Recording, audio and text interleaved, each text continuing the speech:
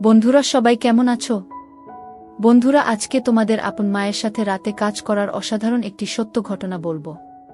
গল্পটি শেষ পর্যন্ত শুনলে তোমরা বাধ্য হবে হাতের কাজ করতে। না হলে সবাই আমাকে কাজ করে দিয়ে যাবে, আমি বাধা দেব না। সুজয় ইঞ্জিনিয়ারিং এর ছাত্র, বয়স 24 বছর। উড়িষ্যাতে 4 বছর হোস্টেলে থেকে ইঞ্জিনিয়ারিং পড়ে একটা সরকারি চাকরি করছে। গত বছরই চাকরি পেয়েছে আর এবছর কলকাতায় ট্রান্সফার হয়েছে। মাঝে মাঝে বাড়ি আসতো এবং 4-5 দিন থেকে আবার ফিরে যেত। বাড়িতে সুজয়ের মা মালা দেবী থাকে। বছর 2 আগে সুজয়ের বাবা মারা গেছে ক্যান্সারে। সুজয়ের পারিবারিক আয় ভালো নয়। সুজয়ের বাবা একটা সরকারি চাকরি করত। বাবা মারা যাওয়ার পরে সরকার থেকে কিছু টাকা পয়সা পেয়েছিল, যেটা দিয়ে সুজয়ের পড়াশোনা আর ওর মায়ের সংসার কোনোভাবে চলে যাচ্ছে। মালা দেবীর বয়স 42 বছর এবং খুব সুন্দর দেখতে, এবং এই বয়সেও নিজের যৌবন ধরে রেখেছে। মালা দেবী স্বামী মারা যাওয়ার পরে একাই থাকত আর মনে মনে ভাবত ছেলের কলকাতায় ট্রান্সফার হওয়ার পরে ছেলের একটা বিয়ে দিয়ে ছেলে বউকে নিয়ে সুখে শান্তিতে থাকবে। মালার এক বান্ধবী সুতপা মালার বাড়ির কিছু দূরেই থাকে। সুতপার স্বামী মিলিটারিতে কাজ করাকালীন মারা যায়। সুতপার একটাই মেয়ে সোমা। সুতপার বয়স 40 বছর আর মেয়ে সোমার বয়স 21 বছর, কলেজ এ পড়ছে। সুতপার আর্থিক অবস্থা অনেক ভালো, নিজেদের 2 তলা বাড়ি আছে। সুতপা মালাকে বলেছে যে সুজয়ের সাথে সোমার বিয়ে দিতে, কারণ সুজয়কে খুব পছন্দ সুতপার। সুজয়রা ভাড়া বাড়িতে থাকত। একটাই ঘর, রান্নাঘর আর বাথরুম। যেহেতু মালা স্বামী মারা যাওয়ার পরে একাই থাকত তাই কোনো অসুবিধে হয়নি, কিন্তু এবার সুজয় ফিরে এলে একটা ঘরে কিভাবে চলবে সেটাই মালা চিন্তা করছিল। তাই একদিন মালা সুতপাকে এই কথাগুলো বলল। সুতপা সব শুনে বলল, মালা তোকে তো আমি বলেছি সুজয় কলকাতায় ট্রান্সফার হয়ে এলে এক শুভক্ষণ দেখে সুজয় আর সোমার বিয়েটা দিয়ে দেব, আর আমরা সবাই মিলে এই বাড়িতেই থাকব। এত বড় বাড়িতে শুধু আমরা 2 মা মেয়ে থাকি, তোরাও এখানে চলে এলে সবাই মিলে আনন্দ করে থাকা যাবে। মালা সুতপার কথা শুনে আনন্দে বলল, আমি ছেলে এলে ওর সাথে কথা বলে তোকে জানাবো। কিছুদিনের মধ্যে সুজয় ফোন করে জানালো যে শুক্রবার সে বাড়ি আসছে। প্রায় 8 মাস পরে সুজয় বাড়ি ফিরছে বলে সেদিন মালা ভালো ভালো রান্না করে রেখেছিল। তারপর স্নান করে একটা ভালো শাড়ি পরে ছেলের জন্য অধীর আগ্রহে অপেক্ষা করছিল। প্রায় 12টা নাগাদ সুজয় বাড়ির সামনে এসে দরজায় কড়া নাড়ল। মালা দরজা খুলে দেখল 4-5টা ব্যাগ হাতে আর কাঁধে নিয়ে সুজয় হাসি মুখে দাঁড়িয়ে আছে। ঘরে এসে ব্যাগগুলো নামিয়েই মাকে ধরল সুজয়। মালা ও সুজয়কে ধরে থাকল কিছুক্ষণ। তারপর ছেলের হাত থেকে নিজেকে ছাড়িয়ে মালা বলল, অনেক বেলা হয়ে গেছে সুজয়, যা স্নান করে নিয়ে আগে খেয়ে নে, তারপর না হয় ব্যাগগুলো থেকে সব বার করবি আর গল্প করা যাবে। সুজয় বলল, ঠিক বলেছ মা, খিদেতে পেট জ্বলছে, আমি তাড়াতাড়ি স্নান করে আসছি, তুমি খাবার বারো। এই বলে সুজয় বাথরুম এ চলে গেল। ভেতরে দেখল ওর মা ওর জন্য একটা হাফ প্যান্ট আর তোয়ালে রেখে দিয়েছে। তাই দেরি না করে ভালো করে স্নান করে সুজয় হাফ প্যান্ট পরে খালি গায়ে বাইরে এসে দেখল মা খাবার বেডে মেঝেতে বসে আছে। সুজয় মায়ের উল্টো দিকে বসে খেতে শুরু করল। খেতে খেতে মাকে দেখছিল সুজয় আর মনে মনে ভাবল যে মাকে আগের থেকে যেন আরো সুন্দরী লাগছে। মালা সেটা দেখে জিজ্ঞেস করল, কি এত দেখছিস সুজয়? সুজয়, তোমায় দেখছি মা, তোমায় এই শাড়িতে খুব সুন্দর লাগছে। এটা কি নতুন শাড়ি? মালা, না রে, এটা পুরনো শাড়ি, তবে খুব কম পরেছি বলে এটা নতুনের মতো লাগছে। সুজয়, মা চাকরি তো আমি পেয়ে গেছি, এবার আর তোমার কোনো দুঃখ রাখবো না কি? মালা হেসে বলল, উসে আমি জানি সুজয়, আমি এখন অনেক নিশ্চিন্ত যে তুই এবার আমাদের 2জনের সংসার চালাতে পারবি। এই শুনে সুজয় হেসে বলল, উসে আর বলতে, আমার সুন্দরী মাকে আমি এবার থেকে সুখে রাখব। সুজয়ের কথা শুনে মালা ও হেসে উঠল। এইভাবে কথা বলতে বলতে 2জনে খাওয়া শেষ করল। মালা থালা বাসন নিয়ে রান্নাঘরে ধোয়ার জন্য চলে গেল। সুজয় হাত মুখ ধুয়ে ঘরে এসে ব্যাগ থেকে জিনিসপত্র বার করতে শুরু করল। একবার রান্নাঘরের দিকে তাকিয়ে ব্যাগ থেকে 2টা খারাপ বই তাড়াতাড়ি বের করে নিয়ে নিজের বইয়ের তাকে লুকিয়ে রাখল। কিছুক্ষণ পরে মালা ঘরে এসে বিছানায় বসল। মালা ছেলের সব জামা প্যান্ট একদিকে সরিয়ে রাখতে রাখতে বলল, তোর সব জামা তো পুরনো হয়ে গেছে, এবার কিছু নতুন কিনে নিস। সুজয়, ঠিক আছে মা, এ মাসের স্যালারি পেয়ে তোমার আর আমার জন্য নতুন ড্রেস কিনব গো। তারপর সুজয় সব জিনিস বিছানা থেকে সরিয়ে মালার মুখোমুখি বসে গল্প করতে শুরু করল। মালা, সুজয়, এখন তোর কিরকম লাগছে? পড়াশোনা করে চাকরি করছিস, এবার কলকাতায় ট্রান্সফার ও হয়ে গেল। সুজ, সেরকম কিছু না, কিন্তু এবার থেকে তোমার সাথে থাকতে পারবো, এই জন্য আমি খুব খুশি। কি এই বলে মায়ের কোলে মাথা রেখে শুয়ে পড়ল। মালা ছেলের কথা শুনে খুব খুশি হল আর সুজয়ের মাথায় হাত বুলিয়ে দিতে লাগল।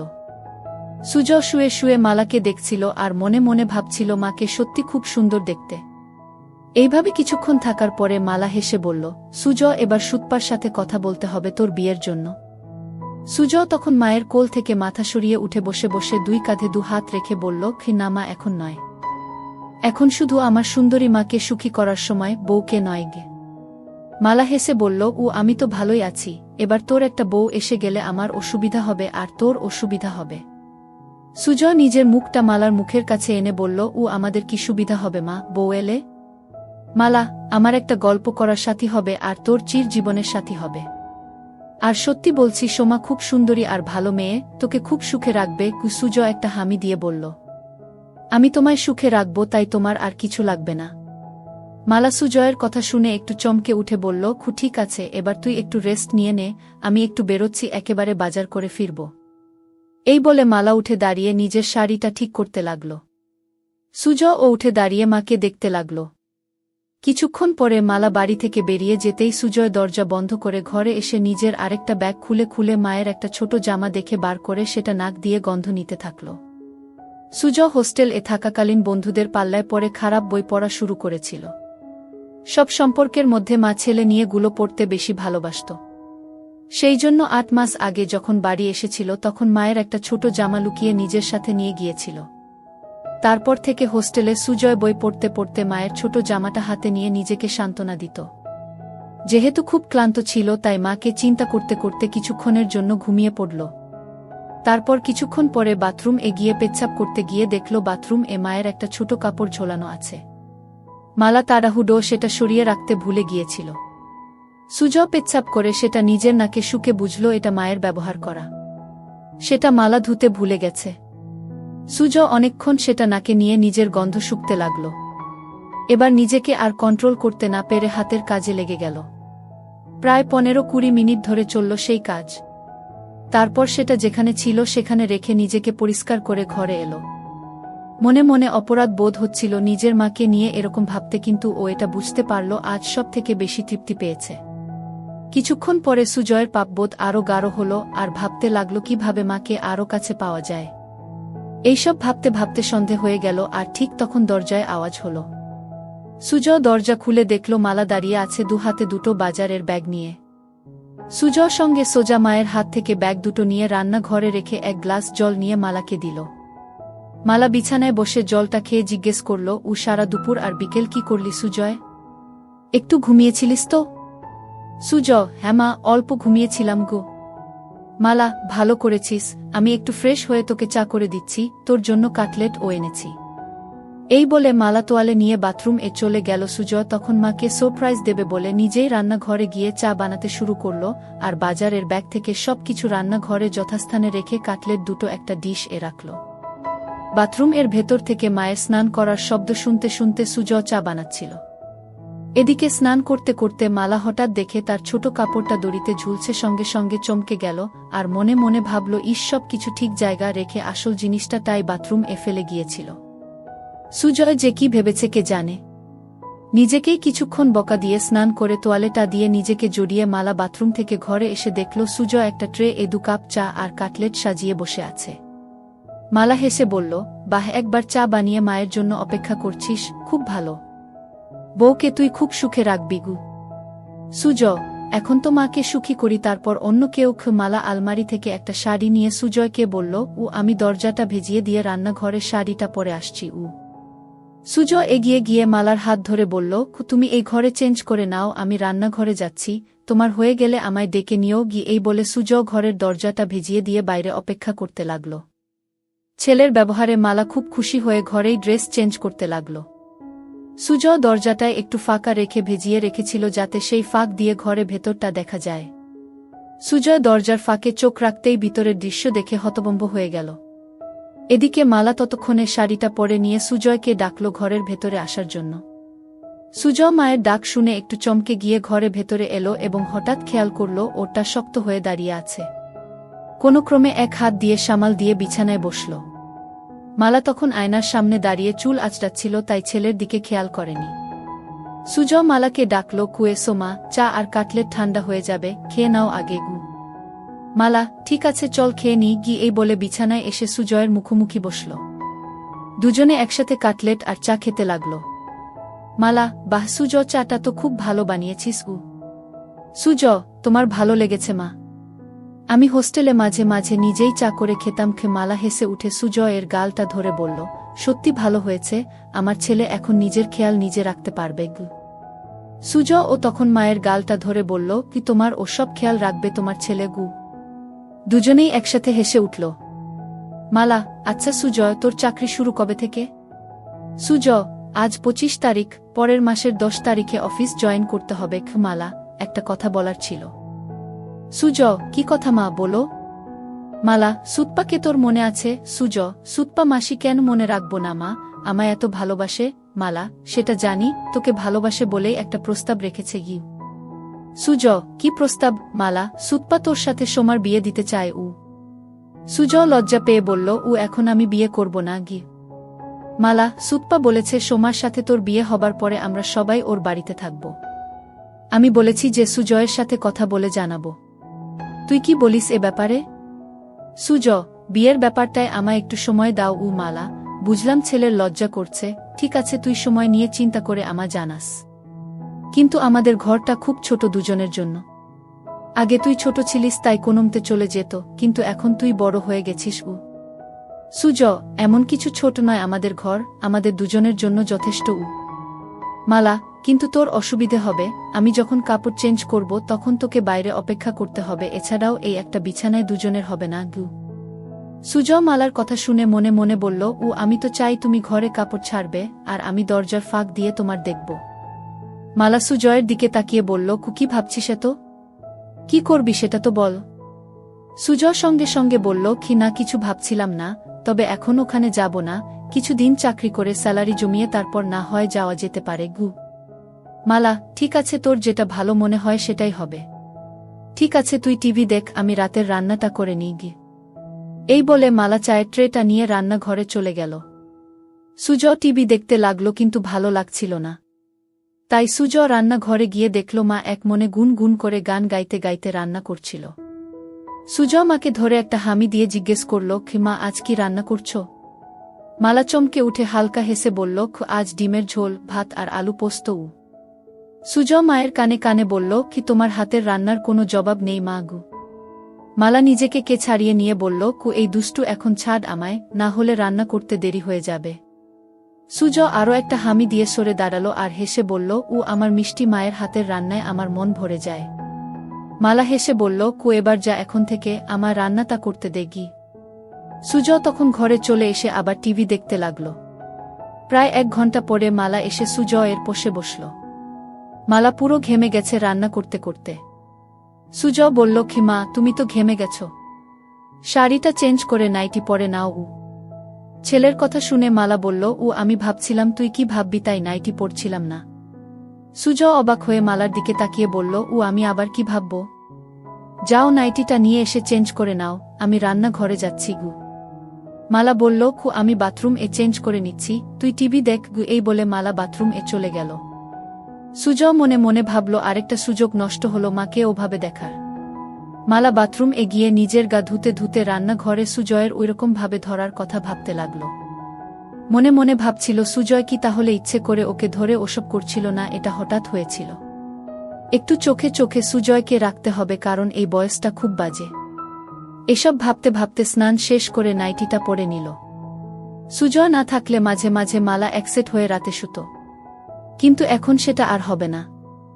এমনিতে মালা খুব ওই স্বভাবের, আর স্বামী মারা যাওয়ার পরে সেটা আরও বেড়ে গেছে। কিছুক্ষণ পরে মালা বাথরুম থেকে বেরিয়ে এসে সুজয় এর সাথে বসে একসাথে টিভি দেখতে দেখতে এটা সেটা গল্প করতে লাগল। রাত প্রায় 10টা বাজে ঘড়িতে।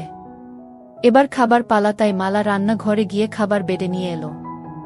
সুজয় আর মালা দুজনে মেঝেতে বাবু হয়ে মুখোমুখি বসে খেতে শুরু করল। সুজয় খেতে খেতে মায়ের দিকে তাকাতেই দেখল মালা নিচু হয়ে যখন খাবার মুখে দিচ্ছিল তখন নাইটিটা নিচে নেমে যাচ্ছিল, আর সুজয় সেটা দেখছিল। কিন্তু হঠাৎ মালা সুজয়ের দিকে তাকিয়ে দেখতে পায় যে সুজয় ওর দিকে তাকিয়ে আছে। সঙ্গে সঙ্গে নাইটিটা একটু উপরে তুলে নিল আর তখন সুজয় আর মালার চোকাচুকি হল। সুজয় লজ্জায় মাথা নিচু করে ভাবতে লাগল কি ইসমা এবার বুঝতে পেরেছে, বকে না দেয় খু, কিন্তু মালা কিছুই বলল না, শুধু বলল খু খাবার এর দিকে মন দে কি। সুজয় হাফ ছেড়ে বাঁচল।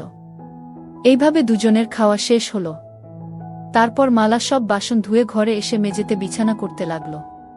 সেটা দেখে সুজয় জিজ্ঞেস করল, খিমা তুমি কি নিচে শোবে?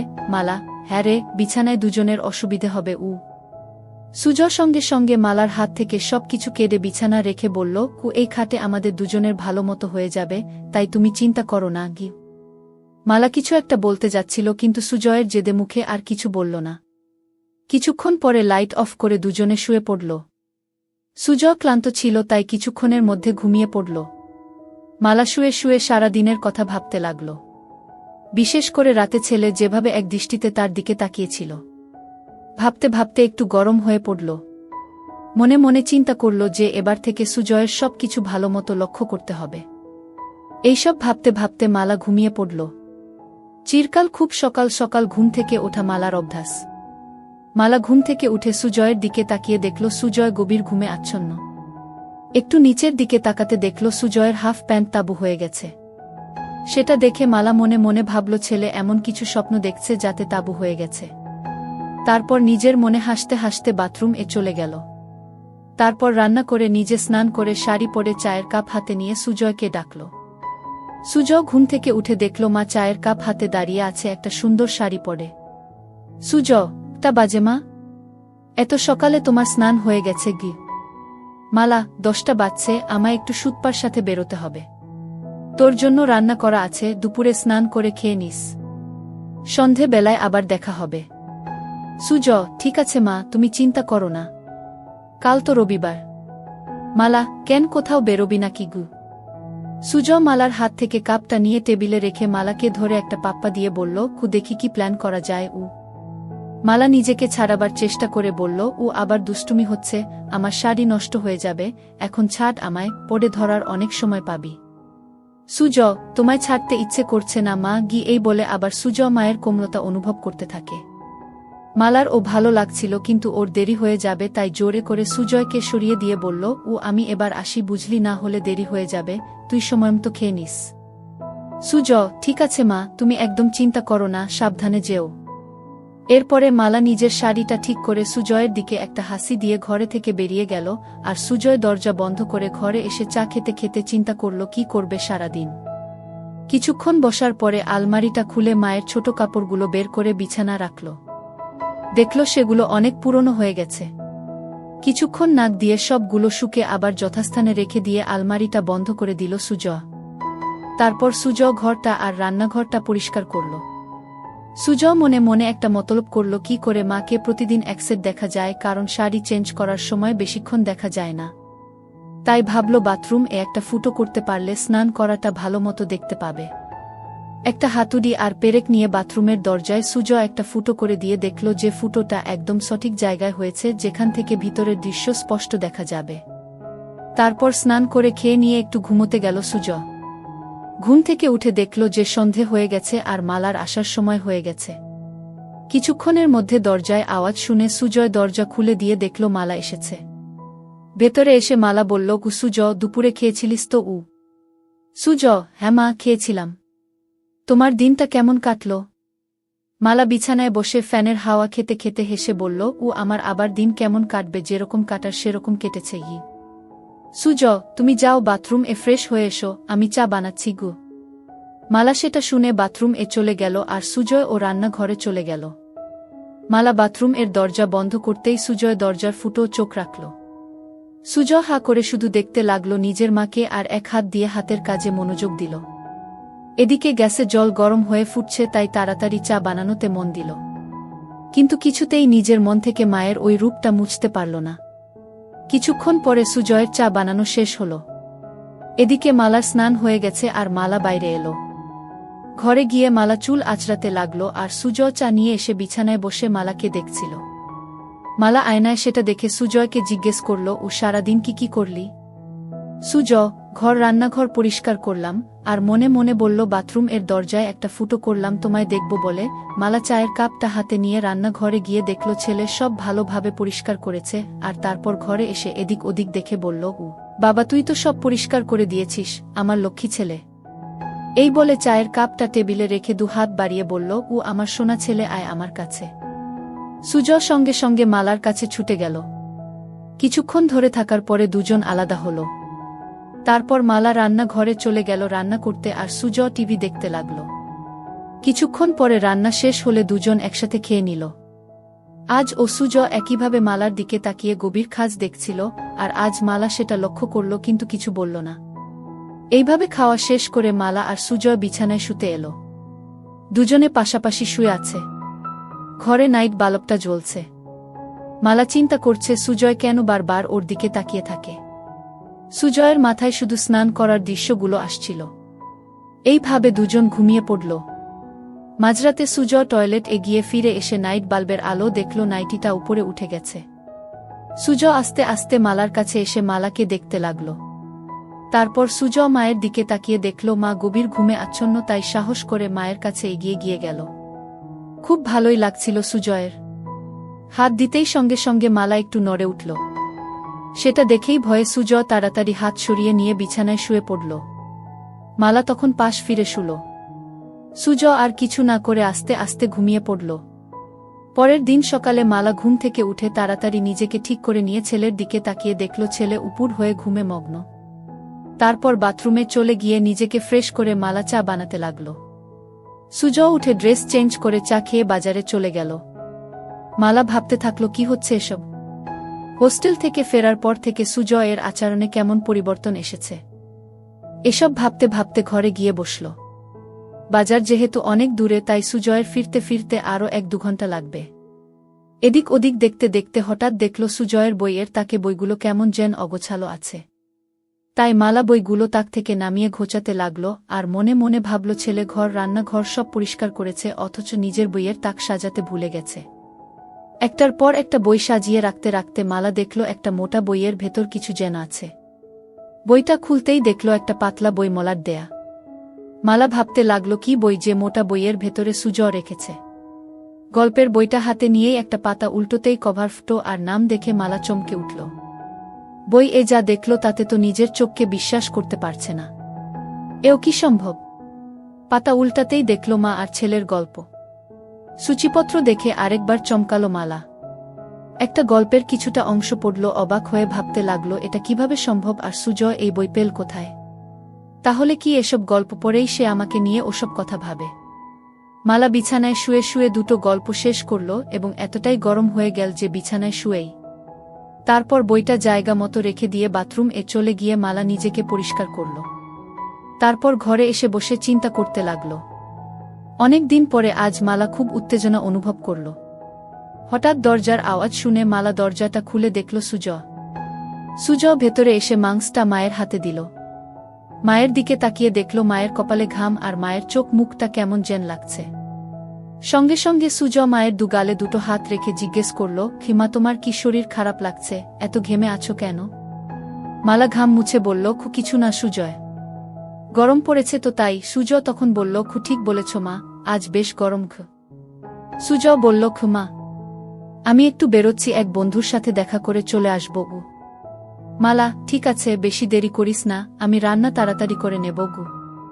এই বলে সুজয় বেরিয়ে গেল। মালা দরজা বন্ধ করে ভাবল আর একটু হলেই ছেলে বুঝতে পারত যে এটা গরমের ঘাম নয়, এটা অন্য কিছুর ঘাম। এই ভেবে নিজের মনে হাসতে লাগল। বাকি রান্নাগুলো করে মালা দেখল ছেলের ফিরতে এখনো দেরি আছে, তাই ভাবল বাথরুমটা একবার পরিষ্কার করে নেওয়া যাক, তারপর স্নান করে নেবে। বাথরুম এ ঢুকে মালা দেওয়ালগুলো পরিষ্কার করতে করতে হঠাৎ মালা দেখল যে দরজায় একটা ফুটো। মনে মনে চিন্তা করে দেখলেন যে এই ফুটোটা তো আগের সপ্তাহে যখন বাথরুম পরিষ্কার করেছিল তখন তো ছিল না। তার মানে এই ফুটোটা কি সুজয় করেছে? বাথরুম থেকে বেরিয়ে এসে মালা ফুটো চোখ রেখে দেখল যে ভেতরে কেউ স্নান করলে এই ফুটো দিয়ে সব দেখা যাবে। এবার মালার মাথায় আকাশ ভেঙে পড়ল। তার মানে সুজয় কি ওই ফুটো দিয়ে ওকে দেখেছে? কি শয়তান ছেলে! এটা ভাবতে ভাবতে মালার রাগের সাথে উত্তেজনায় গা রি করতে লাগল। বাকি অংশ পরের ভিডিওতে দেওয়া হবে। সবাই সঙ্গে থাকো।